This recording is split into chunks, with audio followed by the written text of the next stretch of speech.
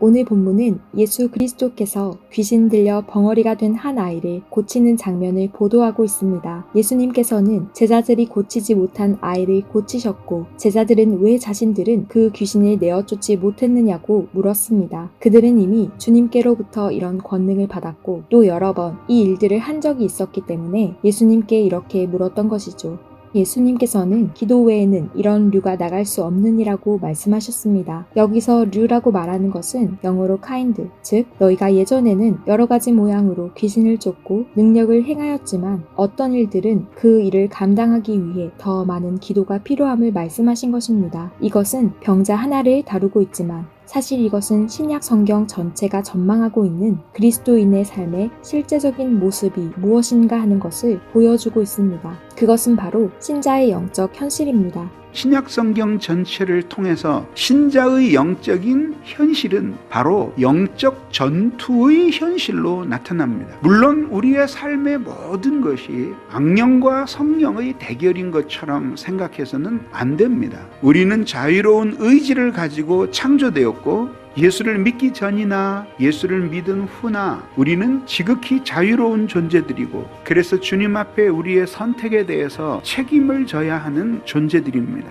그렇지만 우리는 선택에 있어서는 자유로울지 모르지만 실제 그 선택된 것을 행하는 데 있어서는 완전히 자유로운 존재들이 아닙니다. 죄를 짓고 악을 행할 때는 우리의 힘으로 하지만 선을 행할 때는 하나님의 은혜의 능력이 없이는 불가능하기 때문에 악을 행한 자는 책임을 피할 길이 없고 선을 행한 자는 하나님의 은혜 이외에는 자랑할 것이 없는 것이죠. 그래서 요한 칼빈 선생은 자기의 책 속에서 인간이 죄를 짓거나 악에 이끌릴 때 마귀에게 속박을 받아서 그 일을 하고 있다고 생각해서는 안 된다고 경고하였습니다. 자유로운 의지를 가진 존재로 그 일을 하기 때문이죠.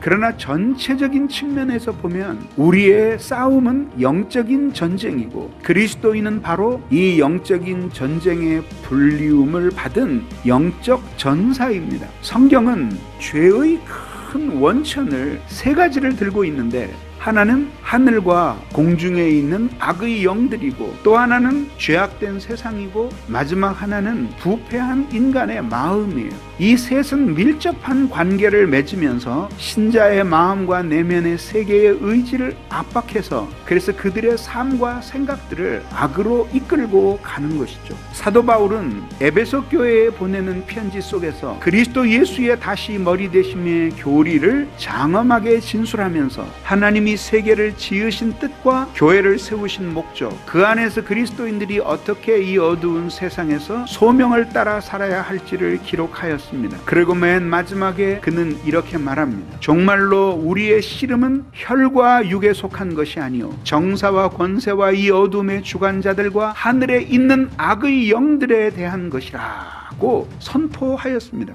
이 모든 것은 우리에게 그리스도인의 삶의 진실한 측면이 바로 영적 전쟁이라고 하는 것을 보여주는 것입니다. 그러나 여러분, 오늘날 그리스도인들의 삶은 얼마나 안일한지 생각해 보십시오. 요즘 그리스도인들 중에 누가 왼쪽 가슴에 손을 얹고 자신의 본분은 영적인 전사요 군인이라고 생각하는 사람들이 있을지 생각해 보십시오. 너도 나도 할 것 없이 모두 교회에 와서 스스로 상처받은 자, 치유받아야 될 자, 사랑을 받아야 할 자, 사랑받기 위해서 태어난 사람이라는 노래나 부르고 있는데 물론 우리가 살다가 이 세상에서 찢기고 핥혔을 때 교회에 와서 사랑도 받고 치료도 받고 그리고 고침도 받죠. 병 났으면 전쟁하러 가야지. 훈련 안 받는다고 병원에서 환자복 입고 식판 들고 왔다 갔다 하면은 군대가 되겠어요? 나라가 꼴이 되겠느냐고. 군대는 어림없어요. 군대는 다치면은 병원에 가서 군의관이 정확하게 진찰해서 이놈은 11, 2번 딱 그러면 10일 딱 끝나면 애누리 없어. 바로 자대 복귀해서 모든 일을 다 정상적인 사람처럼 해야 돼요. 그런데 교회가 그러느냐 한번 생각을 해보라 이겁니다. 인류 역사상 가장 강력한 국가를 오랫동안 견제했던 나라는 로마입니다. 로마의 강함은 군대에서 옵니다.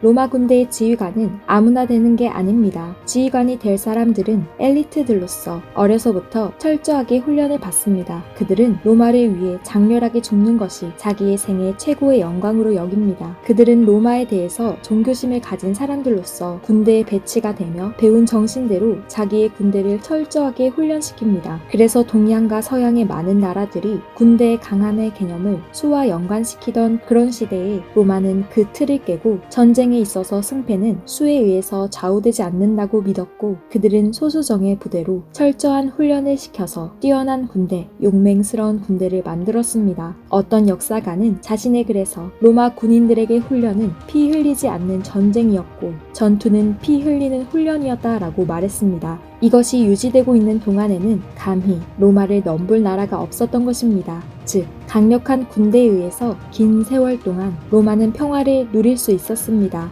그러면 생각해 보십시오. 한번 가슴에 손을 얹고 여러분들이 자신의 정체성에 대해서 대답을 해보세요. 여러분 가운데 나는 용서받은 하나님의 자녀일 뿐만 아니라 그리스도의 그 십자가의 은혜로 용서받은 즉시 나는 하늘나라에 입영한 군인이다. 그런 의식을 가지고 자신의 삶이 전투라고 생각하며 살아가고 있는 그리스도인들이 얼마나 소수인지 생각해 보십시오. 은근한 성공주의와 안일에 빠져서 살아가는 그리스도인의 삶이 오늘의 모습이 아닐까요? 이것은 신약 성경이 우리에게 그려내고 있는 그리스도인의 영적 현실로서의 영적 전투와 얼마나 거리가 먼지 생각해 보십시오. 누군가가 강력하게 교회를 지키고 그리스도의 왕국을 지키는 사람들이 있을 때 복음의 혁혁한 승리를 이루었고 강한 교회가 되고 하나님의 나라는 더 확장되었습니다. 그러나 수가 많아도 안일하고 나태한 사람들로 교회가 가득 차고 군인이 없었을 때 교회는 망했습니다. 그러면 어떤 사람들이 말합니다. 그리스도의 교회가 망할 수 있나요? 물론 그리스도의 교회는 망하지 않습니다. 보통 교회는 그리스도 예수께서 붙들고 계시기 때문에 어떤 핍박과 환난, 그리고 그 안에 있는 지체들이 아무리 부패해도 보편적인 그리스도의 교회는 망하지 않습니다. 2000년의 교회 역사가 증명하듯 사단은 어떻게든 말살시키려고 했지만 교회는 결코 무너지지 않았습니다. 그러나 지역교회는 망하기도 하고 무너지기도 하는 것입니다. 설교 좋은 데를 따라 몰려다니고 교회 프로그램 등 자기의 유익을 위해 이리저리 다니는 사람들은 신약 성경이 이야기하고 있는 영적 군사로서의 그리스도인의 모습과 거리가 먼 것입니다. 그리스도께서 교회를 지켜주십니다. 그렇지 않습니다. 그리스도께서 교회를 지키시지만 주님은 당신이 세우신 사람들을 통해서 지키시는 것이죠. 그래서 하나님이 당신이 세워주신 사람들이 충성스럽게 주님 앞에 전투적인 삶을 살 때 그 시대의 교회에는 하늘의 복이 내렸고 수많은 불신자들을 그리스도 앞에 무릎을 꿇게 만들었습니다. 그러나 태만하고 나태하게 살 때, 그래서 의의 흉배를 집어버리고 구원의 투구를 내동댕이 치고 진리의 허리띠를 풀어놓고 믿음의 방패를 팽개치고 그리고 하나님의 말씀의 검을 내동댕이 친 채 술이나 퍼먹고 있던 그런 영적인 싸움으로부터 교회가 무관심해졌을 때에는 주님이 말할 수 없는 섭리의 경륜 속에서 사단에게 교회가 짓밟히도록 내버려 두셨던 것입니다. 그래서 후일에 많은 교회의 경고를 삼으셨던 것입니다. 정말 여러분들이 영적 군인이라는 사실을 자각하셔야 됩니다. 응석이나 부리고 있고 그래서는 안 되는 것입니다. 그러면 만약에 그리스도인의 삶이 이런 영적인 전쟁이라면, 전투라면 그런 영적인 전투에 있어서 필요한 것은 무엇일까요? 사도 바울은 말합니다. 우리의 씨름은 혈과 육에 대한 것이 아니요 정사와 권소가 이 어둠의 주관자들과 하늘에 있는 악의 영들에게 대한 것이라. 씨름이라고 번역된 히라바 단어 팔레가 무엇인지 아십니까? 이것은 삿발을 메고 점잖게 모래판에서 서로를 밀치고 땡기면서 쓰러뜨리는 한국의 씨름 경기가 아닙니다. 고대 로마에서 이 팔레의 경기는 격투기였습니다. 가죽에 금속을 박은 천으로 된 장갑을 두르고 두 사람이 죽을 때까지 싸우는 것입니다. 금속이 박힌 주먹을 가지고 상대방을 죽을 때까지 쳐서 쓰러뜨리는 거예요. 보는 사람들에겐 그것이 구경이고 장난이겠지만 전쟁을, 싸움을, 씨름을 하는 사람들에게는 저 사람을 죽이지 않으면 죽임을 당하는 것입니다. 이게 그리스도인의 영적인 현실이라는 것입니다. 그리스도인의 삶에 있어서 전투적인 삶을 포기하고도 행복해진 그리스도인은 존재하지 않습니다. 성령 충만한 그리스도인을 보십시오. 그들은 충성스럽게 사는 사람들입니다. 해가 창문을 두드릴 때까지 자고 밤이면 늦게까지 앉아서 게임 속에 미디어 속에 빠져 있거나 아무런 의미 없는 대화들을 주고받는 그런 사람들에게서 무슨 그러한 영적인 전투력을 기대할 수 있겠습니까? 이런 영적인 전쟁에서 승리하기 위해서는 이 세상에서 지식이나 가문이나 학벌이나 이런 것들이 요구되는 것이 아닙니다. 그렇다면 무엇입니까? 성령 충만한 삶, 하나님의 능력으로 무장된 그리스도인의 영적 생활, 이것이 없이는 이 싸움에서 이길 수가 없는 것입니다. 그러면 이렇게 엄중한 현실 속에 주님이 우리를 두셨을 때 너희들이 알아서 해라 그러셨을까요? 아닙니다. 구속사적으로 말하자면 우리 주님께서는 반란군이 일어난 창조 세계의 토벌군 대장으로 오신 분입니다. 그래서 그분이 친히 싸움을 진두지휘하시며 우리를 또한 무장시키시는 것이죠. 그래서 그분이 십자가에 못 박히시고 부활시키면서 하신 첫 번째 일이 바로 그것입니다. 정사와 권세와 의문의 증거를 패하신 것입니다. 그래서 하나님이 이런 영적인 싸움에 적합하도록 신자에게 특권을 주셨습니다. 두 가지를 주셨는데 죄에 대한 용서와 은혜의 무한한 공급입니다. 제일 먼저 하나님은 죄를 용서해 주심으로 우리를 이 영적인 전투에 적합하도록 만들어 주십니다.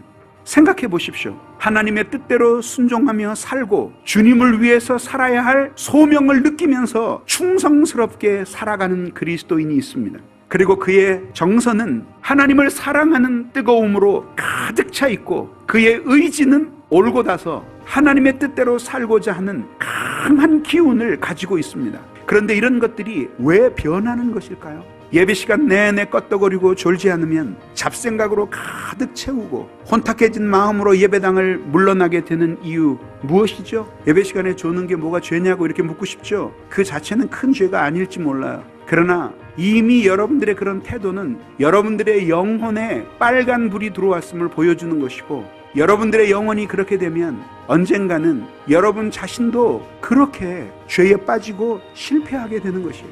그래서 죄가 신자의 마음에 가득하게 될 때 선명하고 명료하던 진리의 빛은 혼탁해지기 시작하고 그리고 하나님의 복음의 빛이 비치지 못하도록 방해를 받아요. 마음은 헛된 것에 대한 사랑과 열정으로 들뜨게 되고 의지는 하나님 앞에 순순히 굴복하지 않는 완고하기 짝이 없는 노새와 같은 의지가 되어버리는 것이죠. 이런 길에서 벗어날 수 있는 길이 무엇이겠습니까? 용서입니다. 주님은 언제나 진실한 마음으로 당신께 나와 용서를 비는 모든 자들의 눈에서 눈물을 씻기시는 주님이십니다.